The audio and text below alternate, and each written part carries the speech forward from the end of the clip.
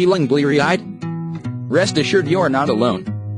We are midway through day 2 of the time change, and we are still adjusting. It's been almost a decade of Indiana embracing daylight saving time, and some remain dubious that this is the way to go.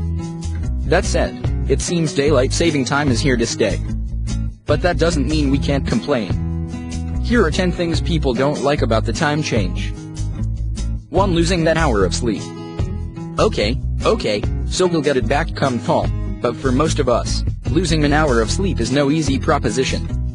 Many people say they won't feel fully caught up until the end of the week or next weekend.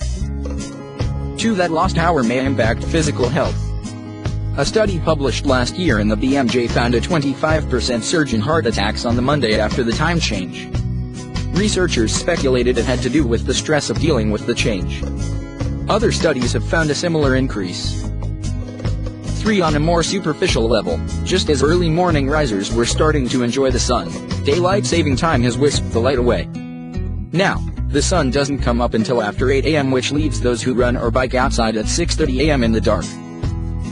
4. 2-hour school delays became semi-standard this winter, but with the return of warmer weather, we can depend on schools starting on time.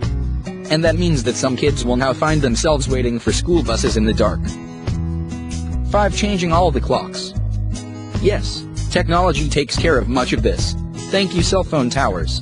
But there's always that last clock you forget, like the one in your car or on your stove. Or even worse, on your alarm clock. 6. Driving appears to get worse in the days following the time change.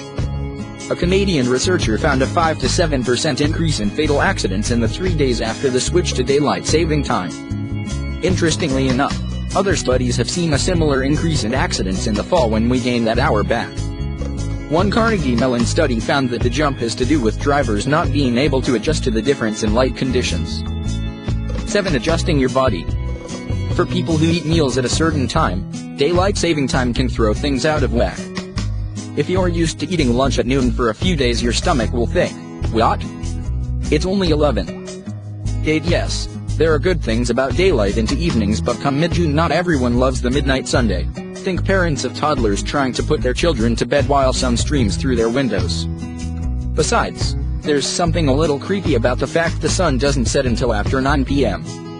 We're not the Arctic Circle. 9. One of the oft-stated reasons for moving the clock forward centers around the electricity it saves. But studies suggest any savings are minimal at best.